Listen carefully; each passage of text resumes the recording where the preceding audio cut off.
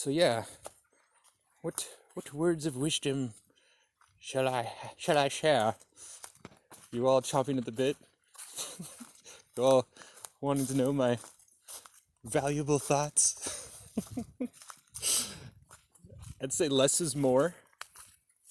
Less is more. Simplicity. I think this virus is telling us that. The big picture way, like, we don't need so many things to be happy. It's really the simple pleasures in life.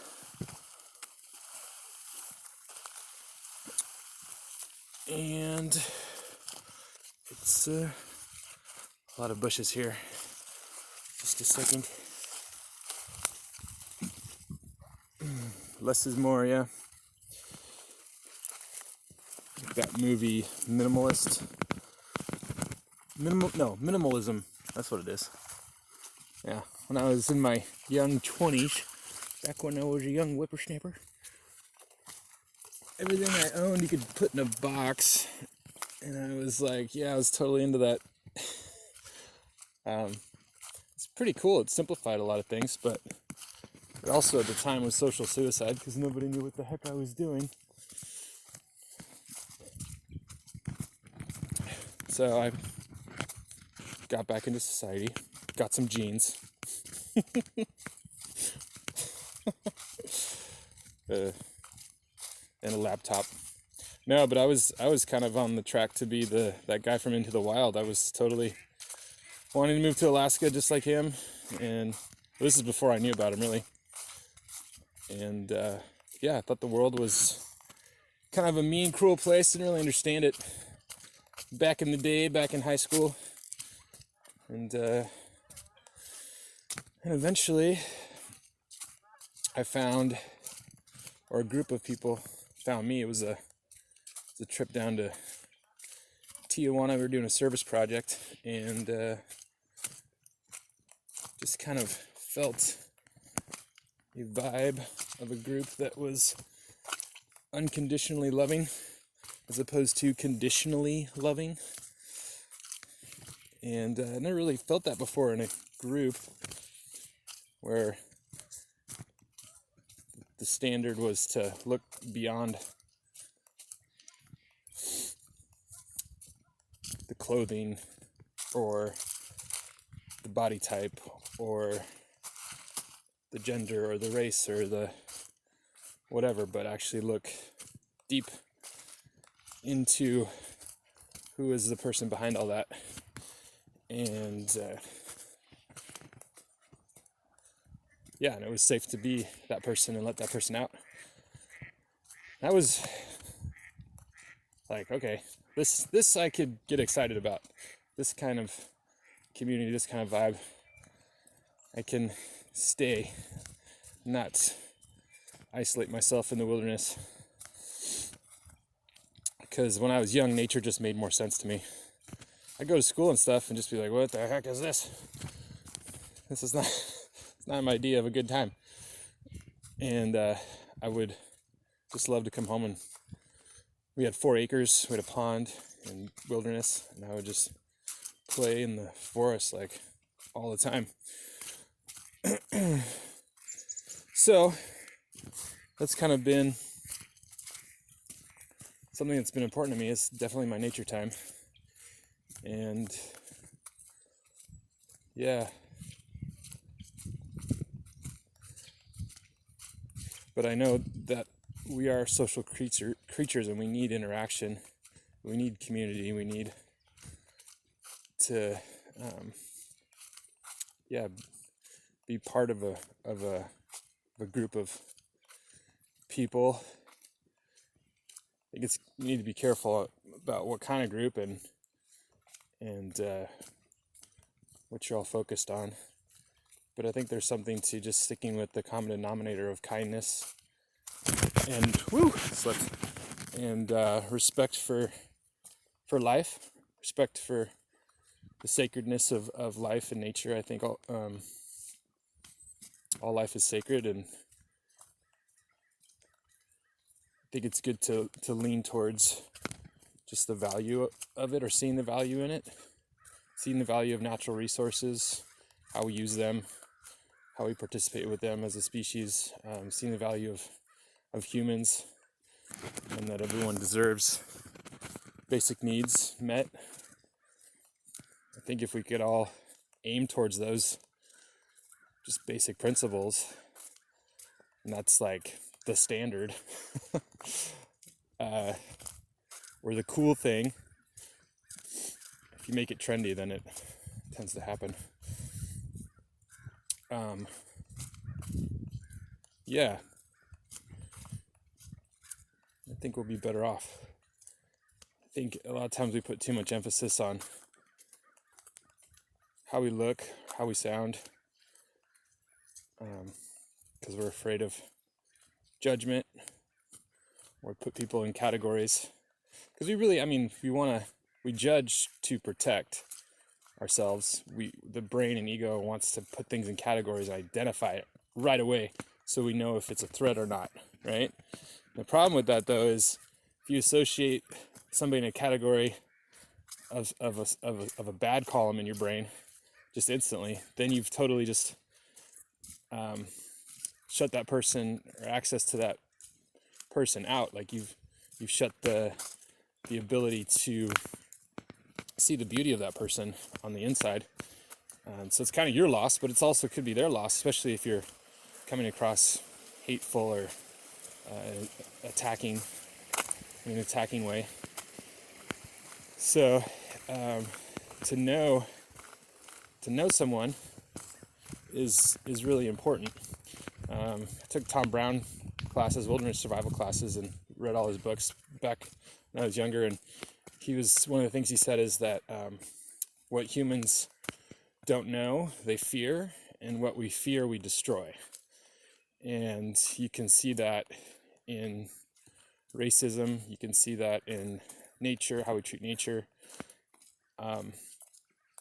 So the more we get to know someone that may be quote unquote different, the more we can find similar ground and a connection. And from there, I think, comes kind of an affection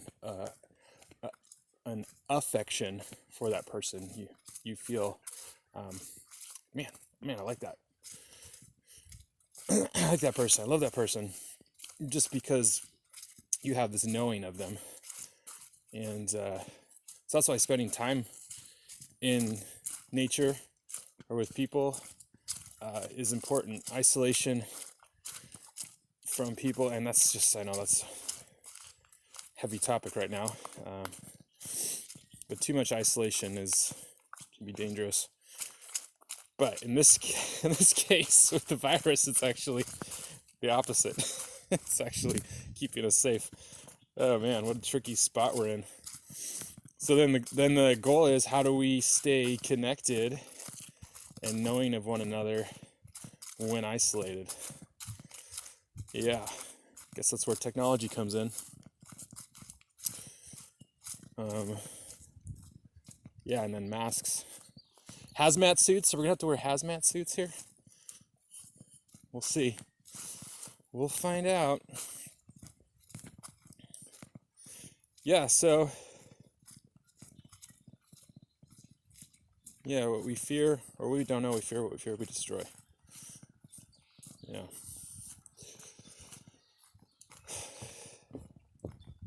I wonder if that's true for ourselves. Like, the more we know ourselves, if that's even possible, the less we'll have destructive thoughts towards ourselves. I don't know, I just thought of that. And who's the one that's knowing the self? It's a weird thing. I think we say that too. We say, oh, I'm not feeling like myself right now. I think, what does that mean? Maybe it means like our life machine isn't on par with our spirit or soul, and so they're not syncing up in a way that can be expressed in a way that is coming across as our best self, I guess. I've always had that. I don't know if I like that, our best self or highest potential. Could be wrong. It just seems just like, how do you define that? How do you define your best self? and your highest potential, I think it's good to aim for healthy choices and making the best choice from that you can. But then, I don't know. I need to think about that more. Because then is it like chasing the carrot? If you're constantly like trying to live to your highest potential or best self, it's like, can you relax in that? Is there a place to actually enjoy being yourself and resting in yourself? Or maybe it's a little bit of both. I don't know. I found when I've had a place of acceptance and love for just who I am right here now, from that springs forth a potential, a very high potential, and my best self comes out, I think. So it's not like I have to strive for my best self, and then once I get there, quote unquote, then I'm okay. I don't know, it's weird. Just thinking out loud, obviously. I'm trying to think. I guess I could think about my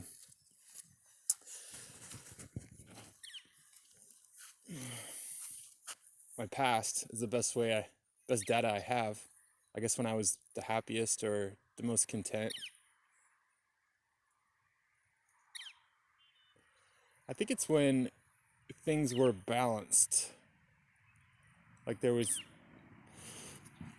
balance in my life. Balance with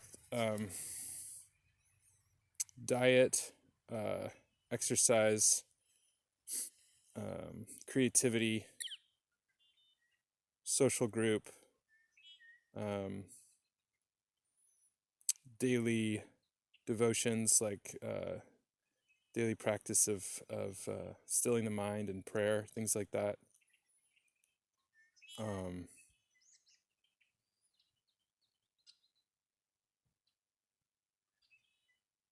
Yeah. And also service, like there was a balance of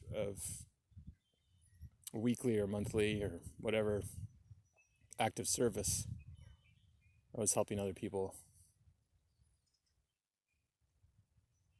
Yeah. So maybe it's around balance. Maybe that's living into our best lives, or our best self, our full potential, is not looking at just one thing, but looking at multiple aspects of our life and looking at am I spending enough time or attention on these different things? Because I think we're multifaceted beings, right?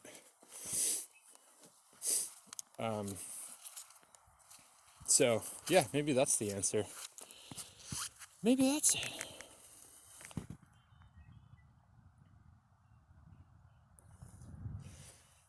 Yeah, interesting talk here. It's interesting how like my brain and my voice evolved from the beginning of the conversation to this point. Kind of went down a rabbit trail into deep reflection, and then kind of put some creative ideas together that I wasn't thinking before this walk. So I like that. This has kind of helped me create a progression of ideas and put me on a frontier edge of new thought. I think that's what creativity is when you take two separate things that weren't normally together in your mind, and then you've put them together and created a whole new thing. I guess that could be like synergy. It's like a different kind of math. Like math is like 1 + 1 is 2, but in synergy maybe 1 + 1 is 3. What?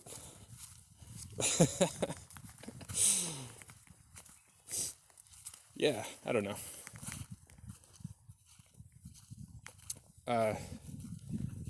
Been also thinking about, I don't know how long this virus is gonna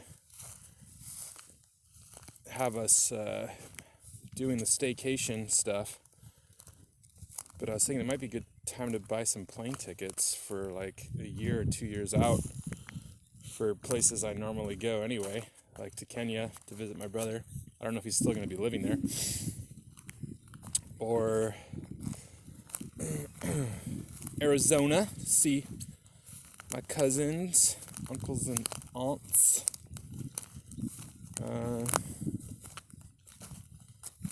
Yeah, also always wanted to go to the Galapagos Islands, so that could be good.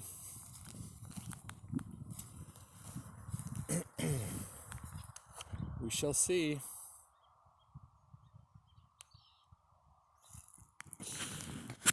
Well, it's a nice lake there. Yeah. Okay, well, Jason Asher signing out. Good talk, good walk and talk. Sky hike. Peace and love. All right, bye.